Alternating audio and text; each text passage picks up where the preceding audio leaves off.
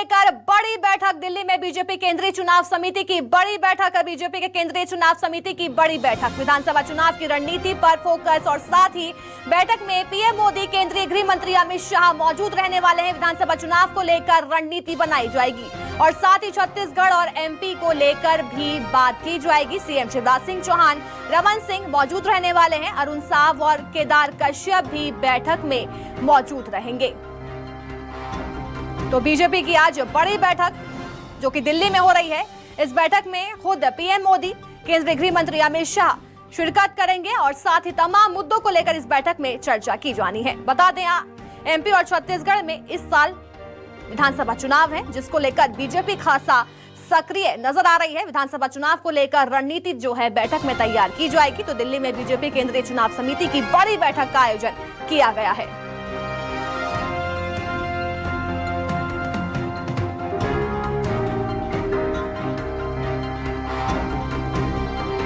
तो विधानसभा चुनाव की रणनीति पर फोकस लगातार देखा जा रहा है। इस बैठक में पीएम मोदी, केंद्रीय गृह मंत्री अमित शाह मौजूद रहने वाले हैं।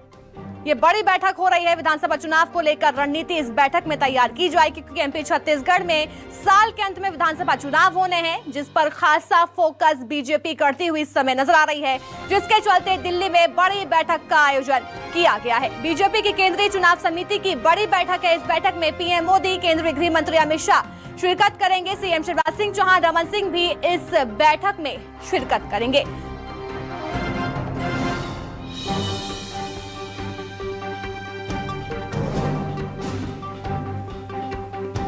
दिल्ली से हमारे साथ कुमार गौरव जुड़ गए हैं। सबसे पहले रुख दिल्ली का कर लेते हैं। कुमार गौरव, ये बड़ी बैठक क्या शुरू हो चुकी है और किन किन मुद्दों को लेकर खासा फोकस इस बैठक में रहने वाला है?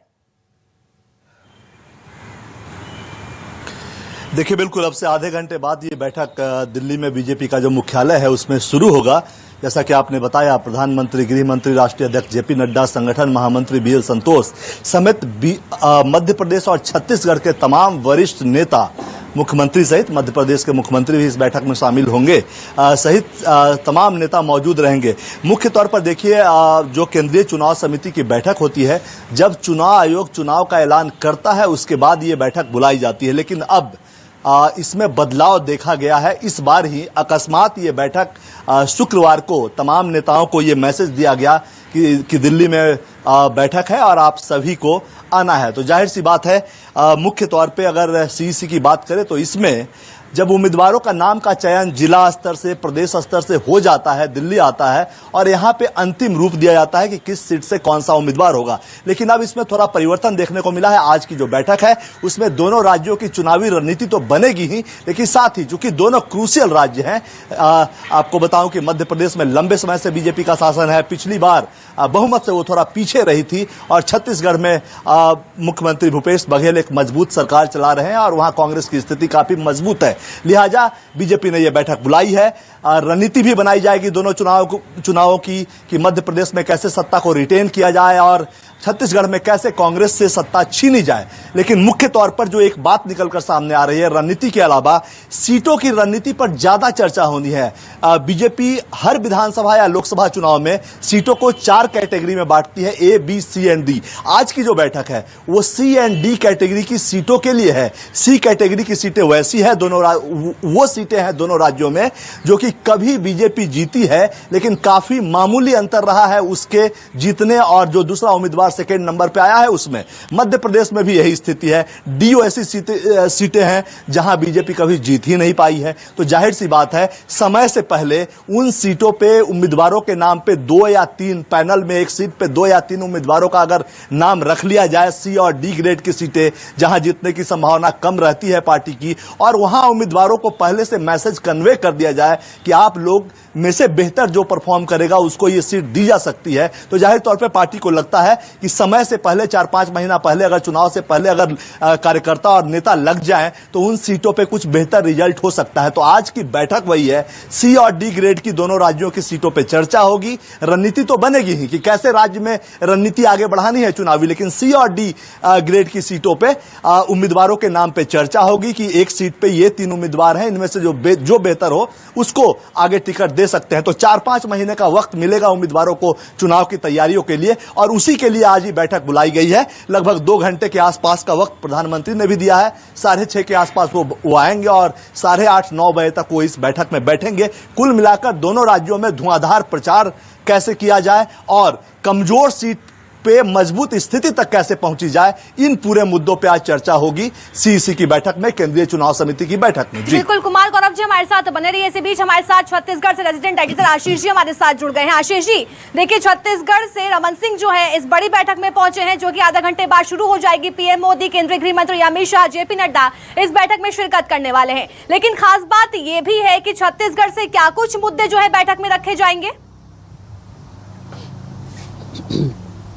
देखिए, जिस तरीके से कुमार कह रहे थे कि केंद्रीय चुनाव समिति की बैठक जो होती है वो आचार संहिता घोषित होने के बाद पॉलिटिकल पार्टीज कंडक्ट करती है, लेकिन चूंकि इस दफे जो एक ट्रेंड देखने को मिल रहा है, बीजेपी उन राज्यों में जहां पर कशमकश की स्थिति ज्यादा है और बीजेपी को वहां पर जीत दर्ज करनी है, वो उन राज्यों की सीटों का बीजेपी समय रहते ऐलान करना चाहती है। छत्तीसगढ़ के संदर्भ में यदि मैं जिक्र करूं तो छत्तीसगढ़ में जिस तरीके की चर्चा बीजेपी संगठन के भीतर चल रही है, वो चर्चा ये कहती है कि सितंबर तक तकरीबन 90 में से 30 सीटों का ऐलान बीजेपी कर देगी और इन 30 सीटों में भी तकरीबन 6-7 सीटें ऐसी हो सकती हैं जिसे लेकर माना जा रहा है कि इस महीने के आखिरी तक या सितंबर के ही पहले सप्ताह में बीजेपी इन सीटों का ऐलान कर दे।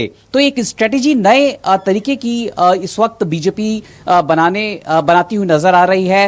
इसके पीछे बीजेपी के अपने समीकरण है। समीकरण इस लिहाज से है कि जिस तरीके से सीटों की कैटेगरीज की बात कुमार कह रहे थे, छत्तीसगढ़ के संदर्भ में मैं कहूं तो छत्तीसगढ़ में बीजेपी उन सीटों पर अपने कैंडिडेट पहले डिक्लेयर करने जा रही है जहां पर या तो बीजेपी के उम्मीदवार लगातार हार का सामना करते रहे हैं, या यदि जीत दर्ज भी हुई है तो बहुत ही मार्जिनल अंतर से ये जीत बीजेपी के हिस्से आई है।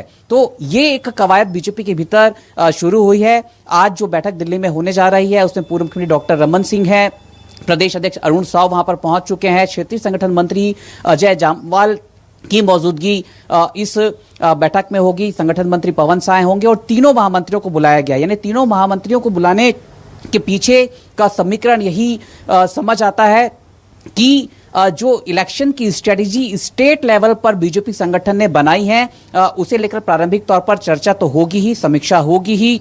जिस तरीके से दिल्ली का जो टास्क मिलता रहा है उस टास्क में राज्य की जो बीजेपी संगठन की मशीनरी है वो कहां तक पहुंच पाई, उसका एग्जीक्यूशन कहां तक हो पाया, इन तमाम विषयों पर रिव्यू तो जरूर होगा। लेकिन प्रारंभिक तौर पर जो इस बैठक को बुलाने का एक अहम मकसद रहा है वो मकसद यही रहा है कि किन सीटों से कौन से उम्मीदवार को चुनावी मैदान का हिस्सा बनाया जाए। और आज इस बैठक में लगभग प्रारंभिक तौर पर इन तमाम विषयों पर बातचीत हो जाएगी।